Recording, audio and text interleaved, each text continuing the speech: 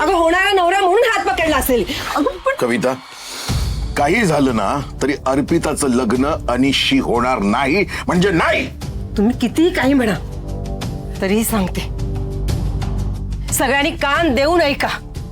काही झालं तरी हिचं लग्न अनिश बरोबर होणार म्हणजे होणार, आणि ते मी लावून देणार.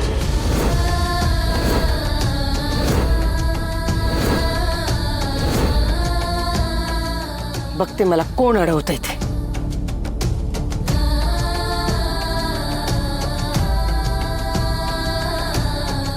हो बाजूला. बाबा तुम्ही पाणी पाणी आण पाणी. मी अगं कसं बोलते ती? तुम्ही शांत राहा. तुम्ही फार बोलू नका. पाणी सावकाश. बाबा तुम्ही शांत व्हा, शांत व्हा. बाबा माझ्या नशिबात काय लिहिलंय मला नाही माहित. जे माझ्या योग्यतेचं असेल ते बाप्पा मला नक्की देईल.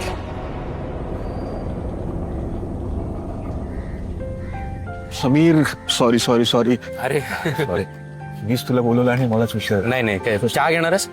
हा दादा एक चहा द्या. काय म्हणतो, कसा आहेस?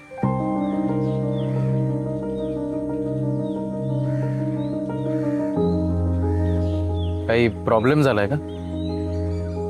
श्रेयसला भेटायला गेलो होतो घरी. तुझ्या आईने आणि माझ्या बायकोने जे काही स्वागत केलंय, परत जर माझ्या नातवाला भेटायचा प्रयत्न केला ना तर खरंच यावेळेला पोलिसांना बोलवून आत टाकेन मी. इन्सल्ट तर झालाच आहे यार, पण हर्ट झालोय आतून.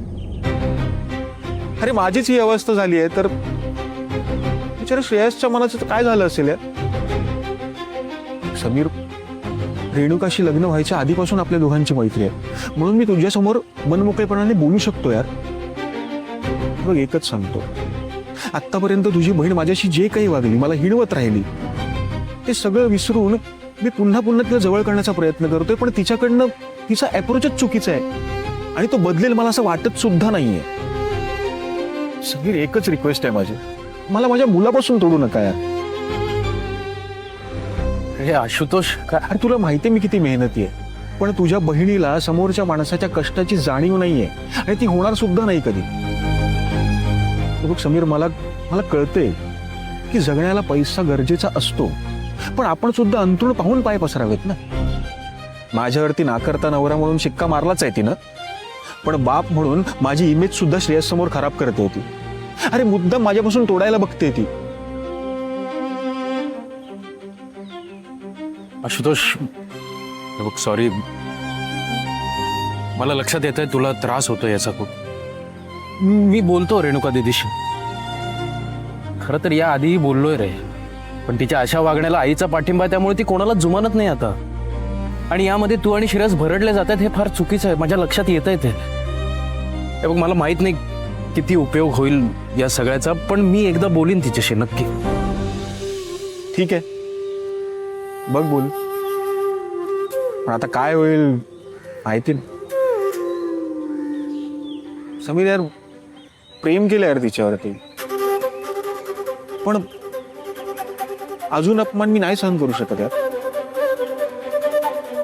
आता नातं तोडताना तिच्यापेक्षा जास्त त्रास मलाच होणार आहे.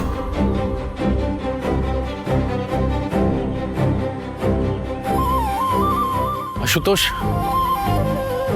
हे नातं तोडण्याच्या गोष्टी करू नकोस प्लीज. काय होणार आहे त्यांनी? हे बघ, कुठल्याही नात्यामध्ये ताण तणाव असतात, समज गैरसमज असतात, आणि लग्नाच्या नात्यामध्ये तर गुंता असतोच. पण तो गुंता हलक्या हाताने सोडवायला लागतो रे आपल्याला. थोडा वेळ दे नात्याला. अरे किती वेळ देऊ, अजून किती वेळ देऊ? दिला ना रे, श्रेयस मोठा झालाय आता. हे बघ, माझी फक्त एकच इच्छा आहे, मला त्याला भेटायचं असतं, पण तुझी आई आणि रेणुका त्याला भेटू देत नाहीत. आता माझ्याकडे एकच उपाय आहे, मला कायद्यानेच त्याला भेटता येईल. घटस्फोटाशिवाय माझ्याकडे पर्याय नाही आता. आशुतोष, असं बोलू नकोस प्लीज. हे बघ, घटस्फोट झाला तर दोन माणसं वेगळी होत नाहीत, दोन कुटुंब वेगळी होतात. आणि तुला श्रेयसला भेटता येईल, कायद्याने भेटता येईल, मला मान्य आहे. श्रेयसच्या मनावर काय परिणाम होईल याचा विचार केलाय तू? अरे यार, आपण बघतो रे, आई बाबांचा घटस्फोट झाल्यावर मुलांच्या मनावर काय परिणाम होतो त्याचा. आणि श्रेयसच्या बाबतीत तसं होऊ नये एवढंच मला वाटतं.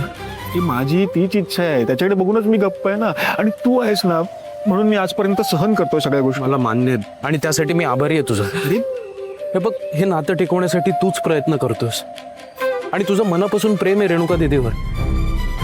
एक ना एक दिवस तिला तुझ्या प्रेमाची जाणीव नक्की होईल, विश्वास ठेव माझ्यावर. तोपर्यंत वेळ निघून गेली असेल यार. प्लीज असं बोलू नकोस माझ्यासाठी, प्लीज.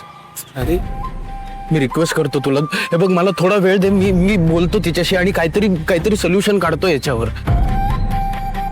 एक मित्र म्हणून मी तुला विनंती करतो. ठीक ठीक आहे, ठीक आहे.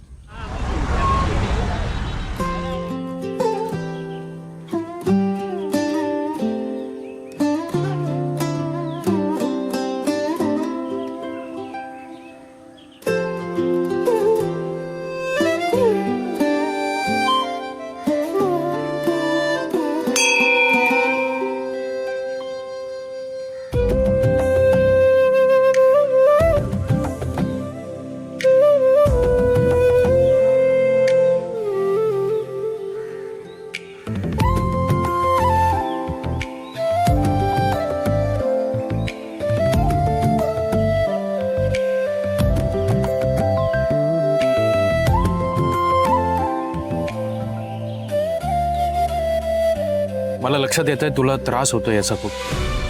मी बोलतो रेणुका दीदीशी. हे बघ, मला माहित नाही किती उपयोग होईल या सगळ्याचा, पण मी एकदा बोलीन तिच्याशी नक्की. तुला आम्हाला त्रासातच बघायचंय ना, म्हणून सोन्यासारखी आलेली संधी लाथडलीस. का नाही हे अपशकुनी तोंड घेऊन जात या घरातून? काही झालं तरी हिचं लग्न अनिश बरोबर होणार म्हणजे होणार, आणि ते मी लावून देणार. बघते मला कोण अडवतंय ते.